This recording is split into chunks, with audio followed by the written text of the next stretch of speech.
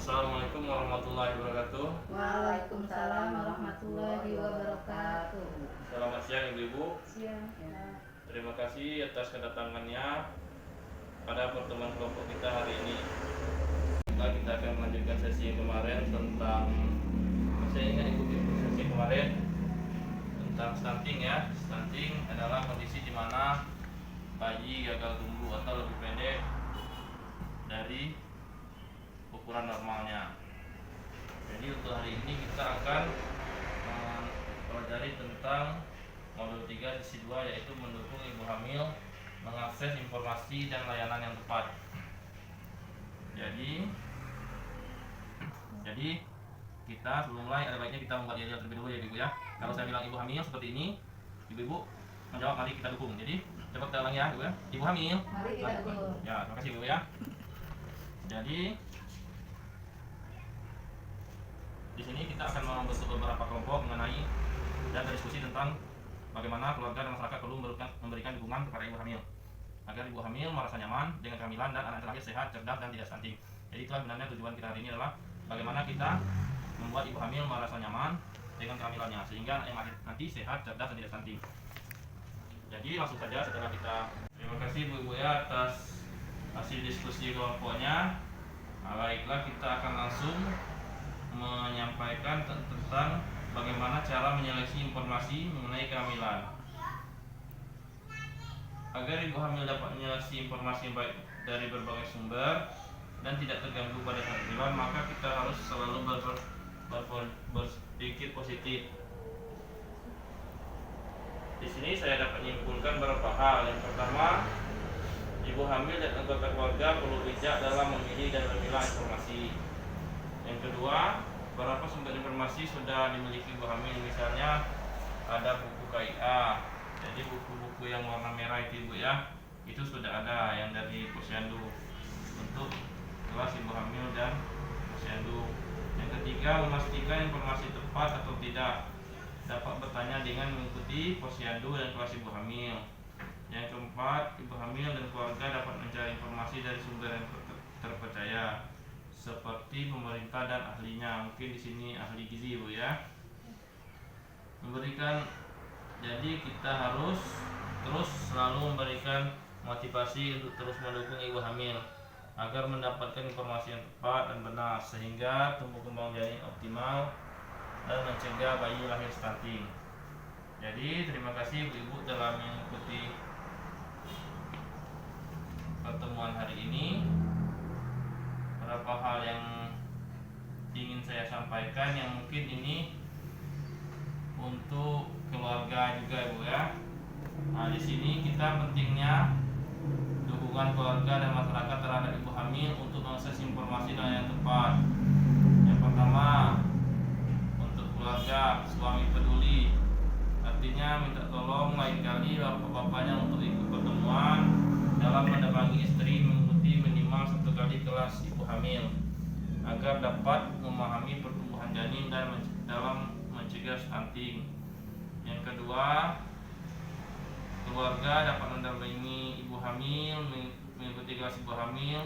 Diharapkan semakin memahami kondisi ibu hamil di dalam masa kehamilan, memahami tanda dan gejala bahaya kehamilan dan cara perawatan pasca persalinan. Keluarga juga dapat berdiskusi dengan ibu hamil dan mengenai perencanaan perawatan kehamilan, persalinan dan perawatan bayi sejak awal kehamilan dengan informasi yang didapat dari pertemuan dan tenaga kesehatan. Jadi sini masih banyak lagi Bu ya informasi tentang ibu hamil ini. Selanjutnya kita berbicara tentang, seperti kita ketahui banyak sekali dalam hal-hal kehamilan ini terdapat mitos-mitos yang ada di masyarakat Ibu ya. Mitos-mitos yang ada di masyarakat seperti apakah ibu hamil boleh makan nanas atau enggak. Jadi sebenarnya boleh Bu ya. Nanti ibu hamil boleh ini mengkonsumsi yang terlalu pedas atau enggak, itu banyak mitos. Jadi setiap mitos itu kita harus telah dulu benar apa enggak. Bila perlu kita tanyakan kepada ahlinya. Jadi kita harus bijak dalam menyeleksi informasi, baik itu dari orang sekitar maupun dari berbagai media sosial. Caranya yang pertama yaitu jangan mudah percaya terhadap judul atau informasi yang bersifat provokatif. Artinya banyak informasi atau berita palsu yang memiliki judul yang cenderung tidak netral serta menyudutkan salah satu pihak. Isi berita dibuat sehingga menimbulkan persepsi sesuai dengan kehendak membuat berita palsu. Oleh karena itu, jika kita menemukan berita yang judul yang provokatif, sebaiknya kita mencari referensi berupa dari situs online resmi atau mudah terpercaya. Mungkin di sini ada aplikasi namanya aplikasi Hamil atau semacamnya. Yang kedua atau Halo Dokter bisa juga. Yang kedua, cermati sumber informasi.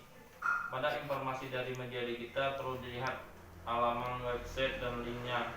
Jangan percaya informasi yang didapat dari situs tidak resmi. Sebaiknya mencari informasi dari website resmi dari pemerintah atau organisasi resmi para ahli atau pakar. Pada informasi media cetak perlu dilihat penyusunan terbit selembaran atau leaflet yang dibagikan. Hindari media cetak yang dibagikan dari personal atau orang yang bersifat iklan suatu produk yang kurang terpercaya. Sebaiknya membaca media cetak dari pemerintah, organisasi ahli maupun media massa nasional maupun daerah yang terpercaya. Ketika masih ragu tentang informasi tersebut, bisa ditanyakan dan dikoordinasikan kepada tenaga kesehatan saat periksa kehamilan atau saat mengikuti posyandu dan edukasi ibu hamil. Yang ketiga, periksa keaslian foto atau video. Di sini mungkin banyak orang mengedit foto atau video sehingga tidak menimbulkan banyak manipulasi terhadap video. Yang ingin ibu-ibu tanyakan tentang materi kita hari ini? Ada Pak, sini Ya. tadi kan materi tentang stunting. Nah itu kan tadi tuh ada kira-kira apa saja penyebab dari stunting itu sendiri dan bagaimana cara pencegahannya. Oh ya, terima kasih Ibu. Baiklah, banyak hal yang menyebabkan stunting, tapi yang paling spesifik di sini adalah masalah gizi. Selanjutnya juga masalah dukungan keluarga, kondisi psikologis ibu hamil, dan beberapa aspek lingkungan yang terus-menerus. Maksudnya aspek lingkungan yang negatif secara terus-menerus sehingga menyebabkan stunting. Jadi stunting ini bisa kita cegah dengan mulai dari awal kehamilan sampai dengan umur 2 tahun. Jadi kita terus pantau, kita beri dukungan ibu hamil, jangan stres, jangan mengkonsumsi makanan-makanan cepat saji, mie dan lain-lain. Jadi usahakan untuk selalu mengkonsumsi sayuran dan buah-buah yang sehat di sekitar rumah kita seperti pepaya yang dekat-dekat rumah, daun-daunan sayur, kangkung dan sebagainya. Hanya marilah kita ulangi yel kita, yaitu kalau saya bilang ibu hamil, ibu jawab mari kita dukung. Ibu hamil, Mari kita dukung. Ya, terima kasih ibu-ibu ya. Saya akhirnya, assalamualaikum warahmatullahi wabarakatuh. Waalaikumsalam warahmatullahi wabarakatuh.